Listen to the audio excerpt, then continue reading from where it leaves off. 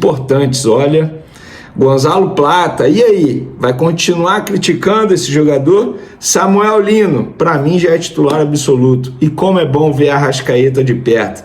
Isso é um pouquinho do que eu vou falar. Tem também mais jogadores que poderão sair do Flamengo. O Felipe Luiz indicou na entrevista coletiva, deixando isso claro, que mais jogadores podem chegar e mais jogadores vão sair. Quem pode sair? A gente vai trazer os nomes no vídeo de agora. E tem também Palmeiras contratando o goleiro que a torcida do Flamengo estava pedindo no Flamengo. É isso mesmo. Isso tudo e muito mais no vídeo de agora. Mas antes, não vou pedir para você se inscrever no canal. Não vou falar sobre nenhum parceiro. Vou desejar um feliz Dia dos Pais para todos os papais que me acompanham aqui, para aquelas mães que, assim como a minha, se fizeram presente na figura, mesmo sendo uma mulher, na figura de um pai, preenchendo essa lacuna, é o meu caso. Repito o que eu já falei aqui, para quem não sabe, eu infelizmente perdi meu pai com 3 anos e minha mãe, de uma maneira brilhante, conseguiu preencher esse espaço que teoricamente iria ficar vazio, mas não ficou vazio não. Dona Carmen fez muito bem o papel dela de mãe e pai e continua fazendo. Inclusive, ontem a gente estava lá no Maracanã e a gente pôde ver de perto, comemorando de maneira antecipada esse Dia dos Pais, a gente pôde ver de perto a baita vitória do Flamengo. E eu já vou entrar no assunto do jogo, tá, galera? Vocês vão continuar menosprezando a importância de Gonzalo Plata ao Flamengo. Eu não estou falando isso porque ele fez gol ontem, não. Eu venho elogiando o Gonzalo Plata há muito tempo. E sempre que eu elogio, vem alguém e fala: ah, mas ele é atacante e não faz gol. Gente, e a quantidade de gols que o Flamengo faz por causa do bom trabalho dele em campo, as movimentações para abrir espaço no setor defensivo adversário, os passes pré-assistência que não entram em scout, não entra em estatística, porque muita gente gosta de analisar desempenho de jogador só através de números. Números são importantes, mas não é para você tirar uma conclusão em cima de um jogador, se ele é importante ou não para um time, só pelos números. Até porque o Gonzalo Plata, ele é muito mais que número. Pelo contrário, gente, ele faz muita coisa no setor ofensivo. E só observa isso quem vê de perto a movimentação dele. Ele quebra linha adversária com movimento sem a bola. Ele é extremamente importante. Concordo que ele precisa melhorar a finalização dele. Atacante precisa saber finalizar. Concordo, não estou dizendo que ele é perfeito. Eu só estou dizendo que ele é muito pouco valorizado pela torcida do Flamengo desde quando chegou. Ele é muito importante para o técnico Felipe Luiz, sobretudo por conta da parte física dele. Arrisco a dizer que ele é o jogador mais intenso que o Flamengo tem. Ele joga na mesma intensidade de alto nível, do primeiro segundo ao último minuto de jogo, e eu venho elogiando esse jogador há muito tempo. Outro que eu vi de perto, lá no Maracanã ontem, Samuel Lino, que para mim foi o melhor em campo na vitória do Flamengo sobre o Mirassol por 2-1. Uma vitória extremamente difícil, um dos jogos mais difíceis do Flamengo, tá? Não é fácil jogar contra o Mirassol. E o Samuel Lino ajudou na marcação, fazendo a recomposição defensiva que o Felipe Luiz tanto pede aos pontas, e que Michael, Cebolinha, quando joga, não consegue fazer dessa maneira, suprime como o Samuel Lino faz. Ele foi muito bem no ataque, ele quebra a linha do Mirassol no jogo com dribles. É um jogador muito importante, intensidade alta também, isso precisa ser dito. Jogador que tem saúde, muito bem fisicamente e uma noção tática absurda. O jogo dele sem a bola chama muita atenção. O período que ele ficou na Europa, no futebol português e depois no futebol espanhol, lá no Atlético de Madrid inclusive, fez muito bem ao Samuel Lino. O cara tem uma noção tática absurda. E repito, gente, vocês só conseguem observar isso olhando muito de perto. E eu fiquei analisando cada movimento do Samuel Lino. Que jogador é o Samuel Lino? Se antes eu já achava que os 22 milhões de euros, mais os 3 milhões em metas, foram valores bem pagos pelo Samuel Lino, eu agora continuo achando muito bem pago e acho que ele é titular absoluto nesse time do Flamengo. Chegou sendo titular, não tem como. E o Arrascaeta, para mim, é um gênio. Gente, eu vi, foi na minha frente, aquele passe pro gol do Gonzalo Plata. Aquilo ali é pornográfico, gente. É absurdo, é um absurdo. Ah, ele não fez uma grande partida, mas é muito bom ver o Arrascaeta jogar. Ele é muito inteligente, ele pensa muito rápido. Quando a bola ainda nem chegou nele, ele já pensou no que vai fazer e ele dá uma letra. Olha, jogar com o Arrascaeta não deve ser fácil. Você acompanhar o raciocínio dele, a inteligência dele, não é nada fácil. Joga muita bola o Arrascaeta, muita bola mesmo. Mas, infelizmente, está suspenso para o primeiro jogo das oitavas de final da Libertadores nessa quarta-feira. Aí a ver o que o Felipe Luiz vai fazer. Eu acho que ele vai botar o Gonzalo Plata na vaga do Arrascaeta, vai manter o Pedro centralizado, Luiz Araújo na ponta direita e Samuel Lino na ponta esquerda. Eu, particularmente, acho que ele vai fazer isso e vou concordar 100% se ele fizer isso. Agora, galera, na boa mesmo, quem me acompanha aqui, chegou o momento da torcida abraçar o time do Flamengo. Eu ontem cheguei ao Maracanã, eu tive a oportunidade de ficar lá no Maracanã mais, quando eu estava pegando meu primeiro copo d'água, me para um torcedor que deve me acompanhar aqui no SBT, no Twitter, no Instagram. Vene, será que essa crise hoje acaba? Eu virei para ele, assim, tem testemunha, tá? As pessoas que estavam ali servindo água, eu virei para ele e falei, que crise? Aí ele ficou assim, meio...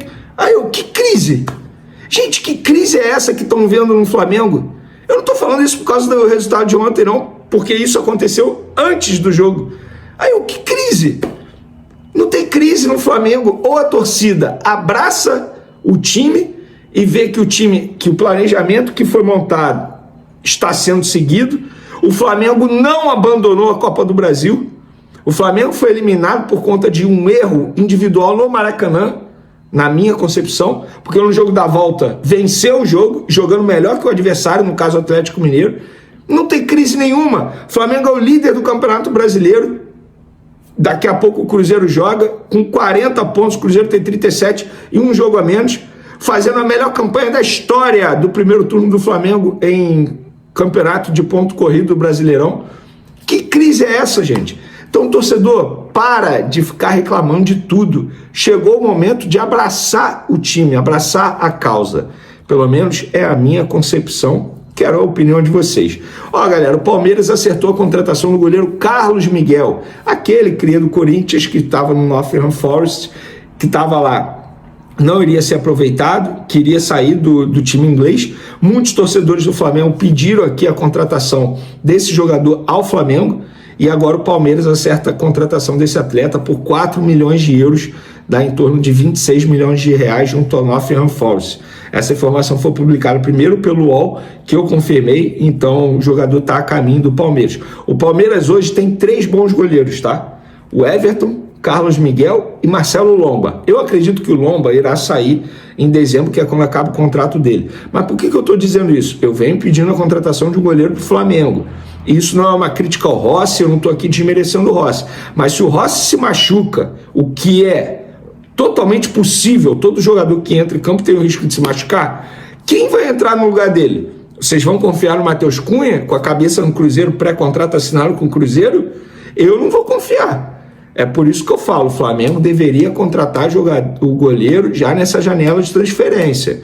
Pelo menos é a minha opinião.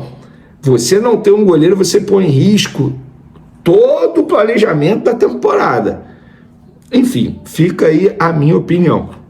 Ó, galera, ontem na entrevista coletiva, o Felipe Luiz elogiou a diretoria do Flamengo após as contratações na janela de transferência e deixou muito claro que mais jogadores podem chegar e outros jogadores vão sair. Ele disse o seguinte: a janela que o clube está fazendo é extraordinária, um esforço muito grande do presidente do Boto para potencializar ainda mais esse elenco, que já era altamente qualificado, apesar de algumas perdas importantes este ano. Eles não pararam de trabalhar nem um minuto para repor essas peças, e que a gente possa continuar com esse nível altíssimo do elenco, que é muito forte. Pode ser que tenha mais chegadas e mais saídas podem acontecer.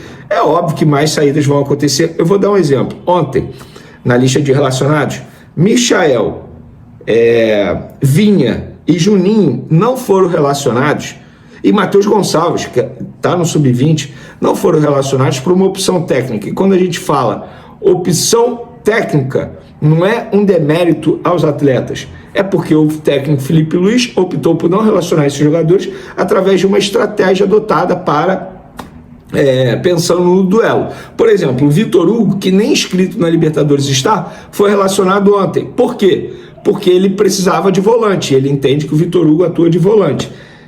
Ele mesmo citou que o elenco está grande, extenso, tem muitos jogadores. O que isso quer dizer? Que em alguns jogos, uns não serão relacionados por uma opção técnica. E por isso, saídas acontecerão. E quais jogadores podem sair? Vamos lá, informação.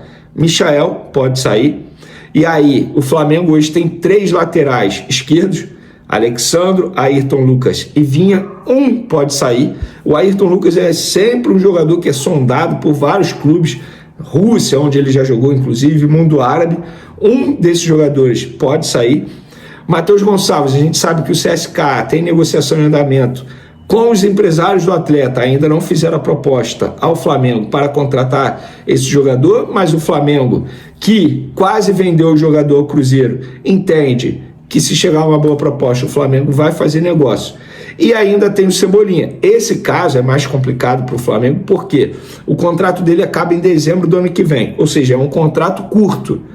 O que vai fazer um clube? Hoje, nenhum clube brasileiro pode contratar o Cebolinha. O Flamengo segue movimentando os bastidores do mercado da bola e mantém o radar ligado para reforçar o elenco com jogadores de impacto. E o mais novo alvo que surge é o atacante argentino Tati Castellanos, atualmente defendendo a Lazio, da Itália. Aos 25 anos, o centroavante é visto como um atleta com características raras no futebol atual: presença de área marcante, capacidade de finalização com as 2 pernas, bom jogo aéreo, principalmente, intensidade na marcação e movimentação fora da área. Esses atributos chamam a atenção não apenas da diretoria, mas também da comissão técnica, que entende que a chegada de um jogador com esse perfil aumentaria o leque de opções para Tite e fortaleceria o elenco para as fases decisivas das competições. Castellanos construiu sua reputação com atuações de destaque pelo New York City FC, nos Estados Unidos, onde se tornou artilheiro da Major League Soccer, e depois confirmou seu potencial na Europa, tendo passagem marcante pelo Girona,